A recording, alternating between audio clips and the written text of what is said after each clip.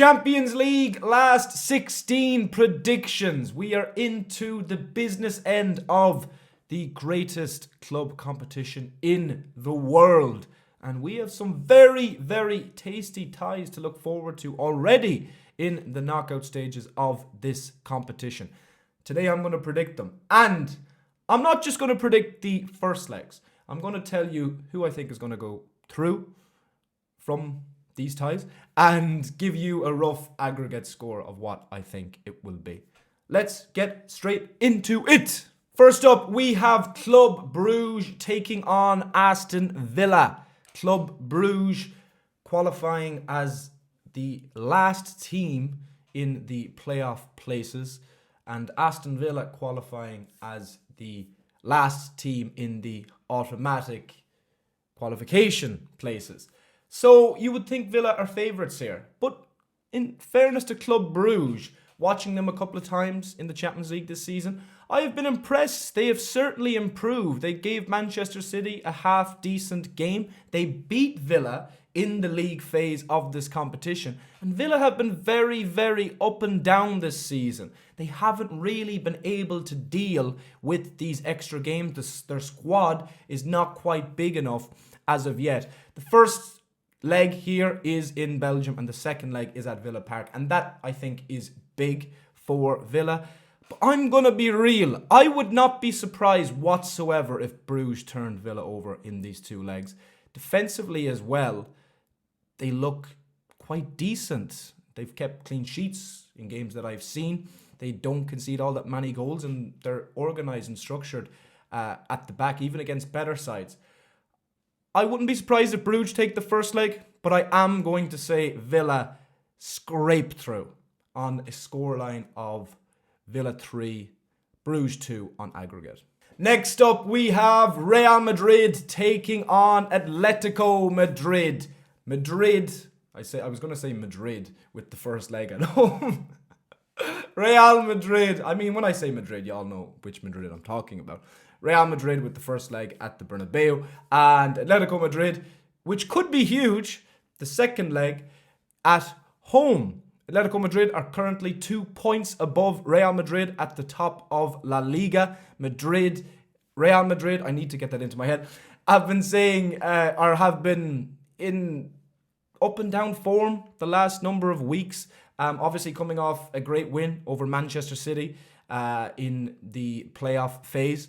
Where really they smashed them over two legs. Close game in the first game, but in the second game it could have been any score. But Atletico Madrid have been good this season, and as you see from La Liga, there's not much between these two sides. It's another tie where this is far from cut and dry. Real Madrid are going to go through. I would not be surprised at all if Atletico Madrid go through, especially since they have that second leg at home. But am I being boring? Maybe. I'm going to say Real Madrid scrape through. I'm going to say on an aggregate score of 4-3. Next up, we have PSV taking on Arsenal. PSV, who finished 14th in the league phase. Arsenal, who finished 3rd. But that really does not tell the whole story. Arsenal, obviously, with their injury problems at the moment, are not playing very well. They have no focal point at all up front. PSV, from what I've seen, obviously Liverpool played against PSV and that was a very much second-string Liverpool side. But they certainly have threats going forward. They can certainly score goals. Even Ivan Perisic, who is doing quite well for them at the moment, is a threat in his 30s. But this is another tie where I think even Arsenal fans would not say they expect Arsenal to come through this comfortably over two legs. With the problems that Arsenal have, I think they struggle to score goals against anybody, and that's telling in the Premier League especially. It's a tie where I would not be surprised, a bit like the Bruges one, if PSV get the win at home. But I'm going to say Arsenal, because of that home form, because of how they are at the Emirates, do enough eventually. I'm going to say Arsenal win this over two legs. 3-1. Then we have Borussia Dortmund taking on Lille. Lille, who had a surprisingly good league phase campaign and actually qualified automatically. Dortmund, who finished in 10th, just 3 places between these sides. So it's another tie which I expect to be somewhat close. Lille are having a decent season in France. Dortmund are not having a good season at all in the Bundesliga, but it's another side, a bit like PSV. They have good threats going forward. Watching that Dortmund and Sporting game from the playoff phase, Guirassy, obviously, he's having a fantastic Champions League campaign. He's having a great season, but he is a fantastic player. He could be a difference maker in games like this, and I kind of expect him to be. Obviously, the likes of Gittins as well. They have good players going forward. With both of these sides defensively, I think there would be a lot left to be desired. I do expect goals over these two ties. Dortmund, the fact that they are at home in the first tie and Lille have the second in France could be telling. But I just think Dortmund's experience and that quality up front takes them through this. I wouldn't be surprised if Lille went through, but I am going to say Dortmund go through in a tie with plenty of goals. I'm going to say Dortmund 5, Lille 3. On aggregate, by the way, obviously. Next up, we have Feyenoord taking on Inter Milan. Feyenoord knocking out Inter's biggest rivals, obviously AC Milan, in the playoff phase. And what was a bit of a shock, especially with Jimenez, obviously moving to AC Milan, scoring against them, and eventually, well, obviously Feyenoord going through. But look, Feyenoord have kind of been the surprise package of this Champions League. Obviously, they had that comeback against Manchester City. I don't think anybody really would have had them in the last 16. This is Arne Slot's team, and obviously with Arne Slot going, maybe you would have expected a little bit of a fall off. But Feyenoord have done well in the Champions League, absolutely. Inter are top of the Serie A. I think they're priming now over the last few months. They're playing their best stuff. Lautaro is on great form. I can see past Inter here. This is the first tie where I genuinely would be very, very shocked if Inter do not go through.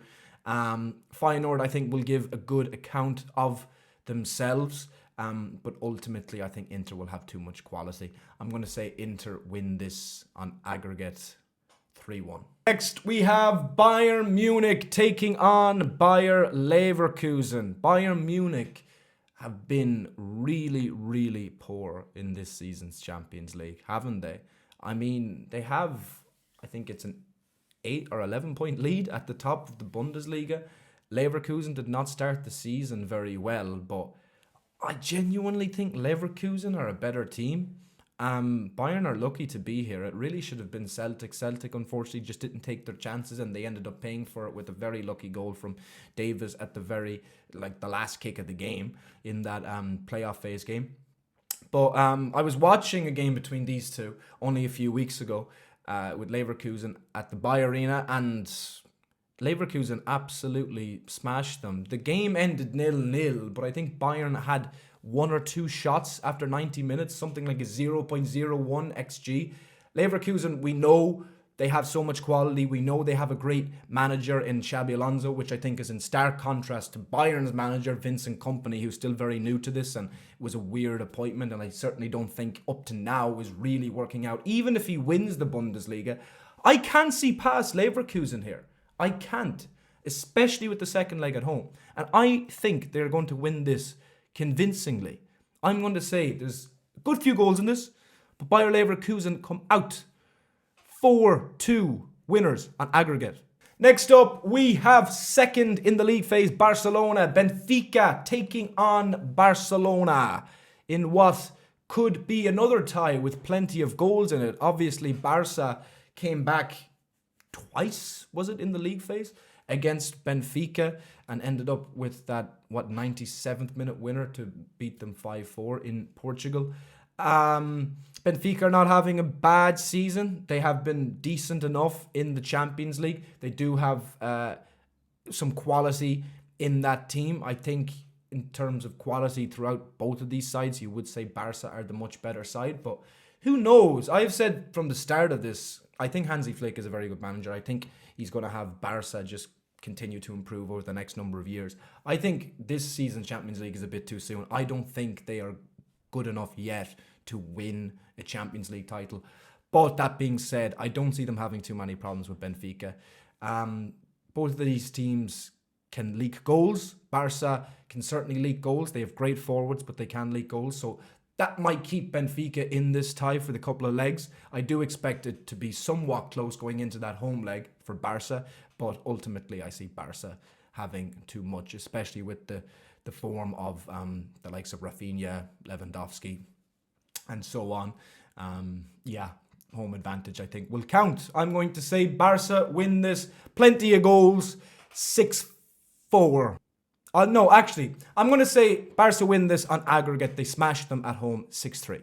Then finally, we have Paris Saint-Germain taking on Liverpool. My team, of course. And look, all I would say is some of the stuff that I have been seeing in the lead up to this game is absolutely crazy. I mean, it's just insane.